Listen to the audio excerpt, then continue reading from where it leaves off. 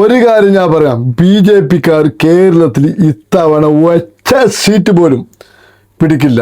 സുരേന്ദ്രൻ മഞ്ചേശ്വരം വേണ്ട തൊടാൻ പോയി പറ്റില്ല, മുമ്പും പറ്റിയിട്ടില്ല, ഇപ്പോഴും പറ്റൂല, ഇനി പറ്റാനും പോകുന്നില്ല. BJP-ക്കാർ ഏറ്റവും വലിയ പരാജയം എവിടെയെന്ന് അറിയോ? അത് കേരളത്തിലാണ്.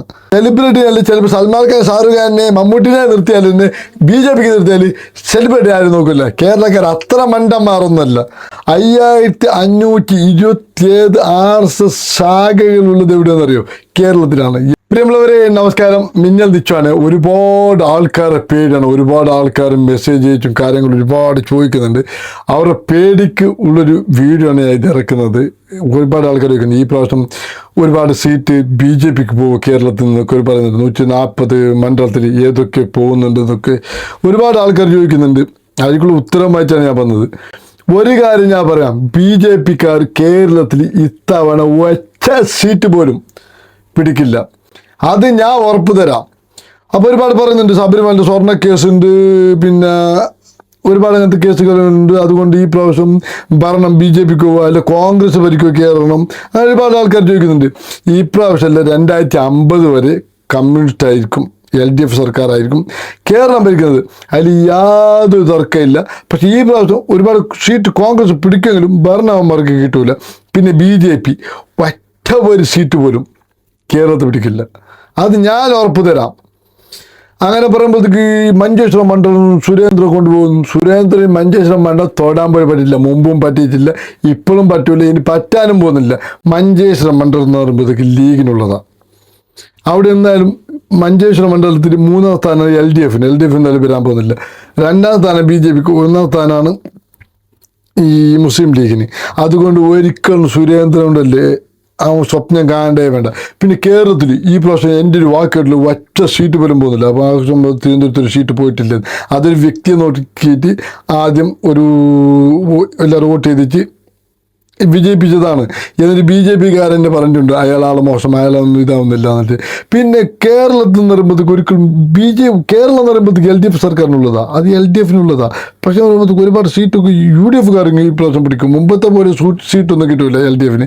എന്നാലും BJP കേരളത്തിലില്ല.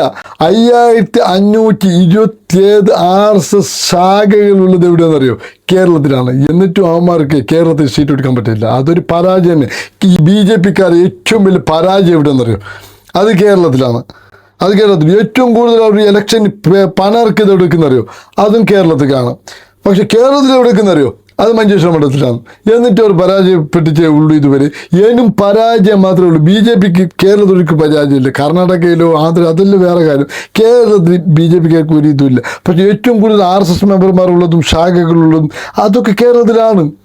ഒരുപാട് അമ്പലത്തിലൊക്കെ ഒരുപാട് ശാഖകളുള്ളത്.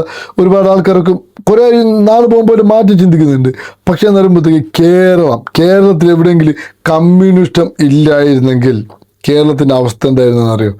വാരം കോൺഗ്രസ്സിലോട്ട് കേരളം വന്നാൽ, ഈ പ്രാവശ്യം കോൺഗ്രസ്സിലോട്ട് കേരളം വന്നെങ്കിൽ, പക്ഷേ അടുത്ത പ്രാവശ്യം ഉണ്ടല്ലേ 2031 എന്തിലും ഒരു 10 സീറ്റിന് ഇത് കിട്ടും. എന്ത് പറയുമ്പോഴത്തേക്ക് BJP കിട്ടും.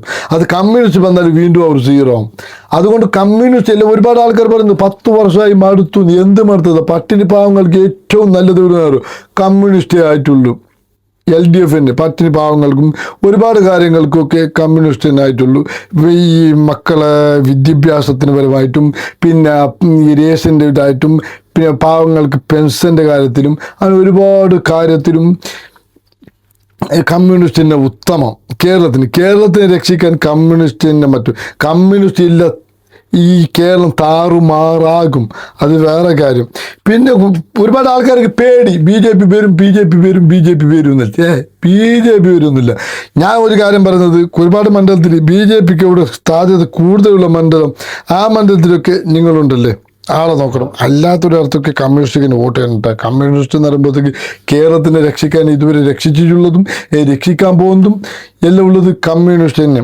പിന്നെ BJP-ക്കാർ സെലിബ്രേറ്റ് ചെയ്ത് നിർത്തുന്ന പറയുന്നത് ഈ പേരെന്താ ഈ അരുൺ മാരാർ അതൊക്കെ ഒരു സെലിബ്രിറ്റി ആണോ? അതൊക്കെ ചീപ്പ് ഒരു ഇങ്ങനെ ഈച്ച വന്നിട്ട് ഈ ചാടുന്നില്ല, അതുപോലെ ഈ അരുൺ മാരാറൊക്കെ ഉള്ളത് അതൊക്കെ സിമ്പിൾ കേസ്. അതിനൊക്കെ ഇങ്ങനെ പിടിക്കുക, ഇങ്ങനെ അറിയാം, അത്രേ ഉള്ളൂ. അത് ഇലക്ഷൻ വരെ മാത്രമേ ഉള്ളൂ. അവനൊക്കെ വിശ്വസിക്കാൻ പറ്റാത്തത്. അവൻ കമ്മ്യൂണിസ്റ്റിൻ്റെ ഒരു പുസ്തകമൊക്കെ എഴുതിച്ചുണ്ടായ വ്യക്തിയാണ്.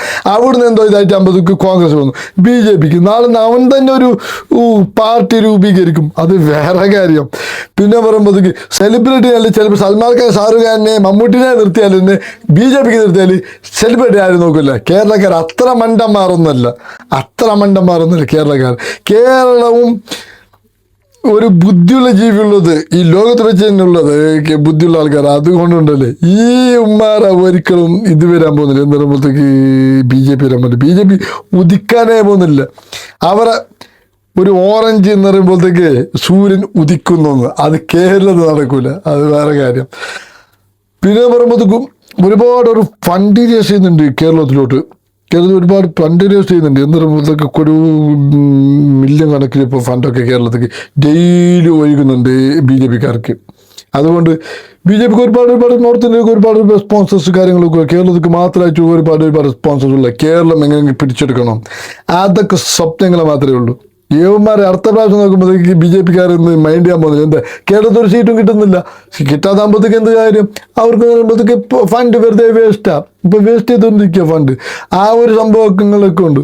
പിന്നെ കേരളത്തിൽ ഈ പ്രാവശ്യം ഒറ്റ സീറ്റ് കിട്ടൂല, എന്നാലും കിട്ടാതിരുന്നെങ്കിലേ പിന്നെ കേരളത്തിൻ്റെ ആൾക്കാരൊക്കെ ബുദ്ധിമാൻ്റെ മുകളിലും ഈ BJPൻ്റെ ശല്യങ്ങളൊക്കെ പോകും.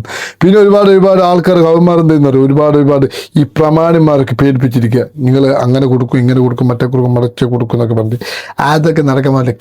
കേരളം പറഞ്ഞാൽ പിണറായി വിജയനുള്ളതാണ്. പിണറായി വിജയനാണ് കേരളത്തിനെ ഇതുവരെ 10 വർഷമായിട്ട് രക്ഷപ്പെടുത്തിയത്. ഇതിനും കമ്മ്യൂണിസ്റ്റിനെ രക്ഷപ്പെടുത്താൻ പറ്റുള്ളൂ.